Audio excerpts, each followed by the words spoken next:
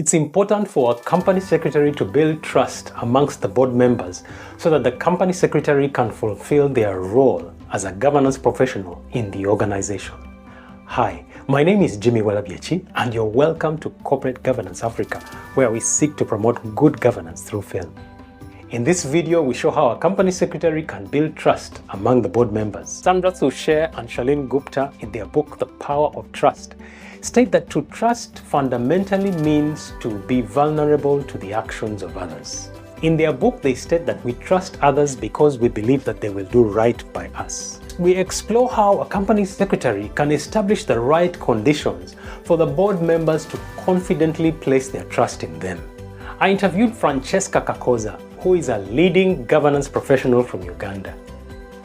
And here she discusses 4 ways in which a company secretary can build trust among their board members.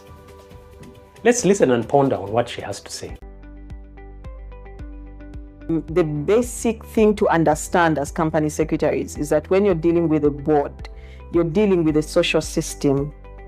So to build trust, just like any social system, you must build relationships with the board. Now, sometimes it's a tall order, especially where board members might not be exposed to governance, for them to know that actually you're the gatekeeper of corporate governance, you're their advisor, you're their trusted person on the board, and also where you've not been given that independence, where you as company secretary, you're an advisor to the board, and at board meetings, in your interactions, you should really be independent. So where you've not been given that chance, it might come as that opportunity where, the organization is not into good governance. It might be a tall order. But essentially, building trust is about building relationships first.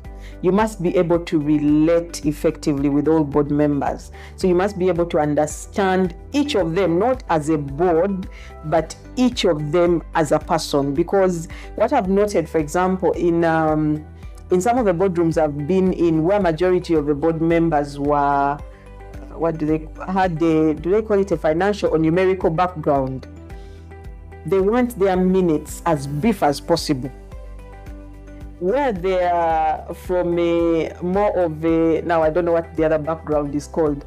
The background I come from, lawyers, social scientists, and our kinds of professions, they want you to explain much more on how the decision was arrived at, probably was there a motion, who proposed it, who seconded it, that kind of thing. So you must be able to understand your board, but also, most importantly, to understand each board member as they are. What do they want? What are they interested in? And you must be able to understand your chair again. So it's a game of relationships and relationship building, and goes with understanding. And that way, when you have relationships with people, it's easier for them to trust you and actually come to you when they have issues, or come to you when they actually note red flags in the way the board is performing, or in how a board member is behaving, or how management is actually coming across to the board. So those relationships are very important for people to be able to trust you. Secondly, for a company secretary to build trust, of course, you must be technically competent. And that is because you're advising the board. These are people that come from different disciplines, and also the things you're going to advise on from different aspects. Let me say it that way. So you're advising on the strategy, strategic planning, strategic oversight and their role. You're advising on laws, because under our Companies Act, at least, the board is actually the champion of compliance.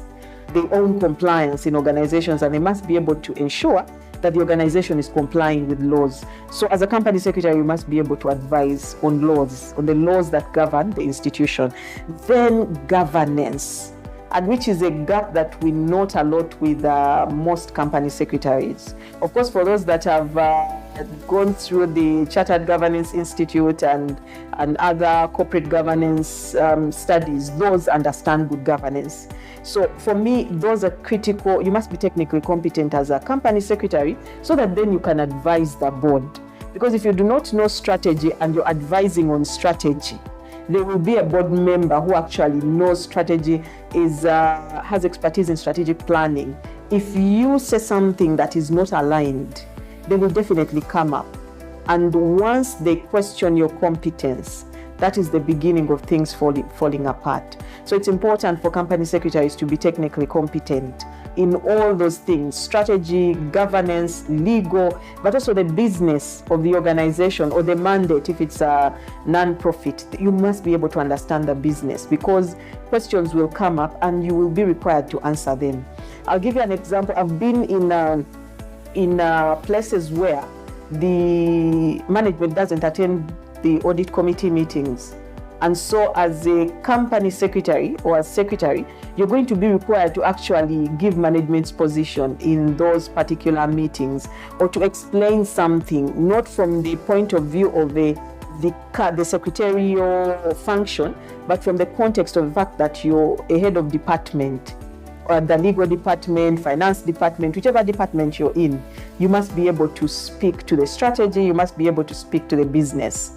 So you should be able to understand and contextualize the advice that you're giving to the board. So technical competence is very critical.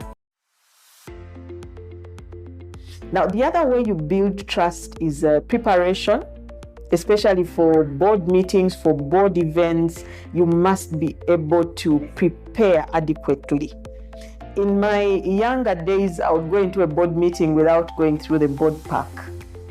And I got a rude awakening one of those days in a board meeting, and I said to myself, I'll not do this again. Because they're asking you a question on a particular matter in the board pack, and you can't say you don't know.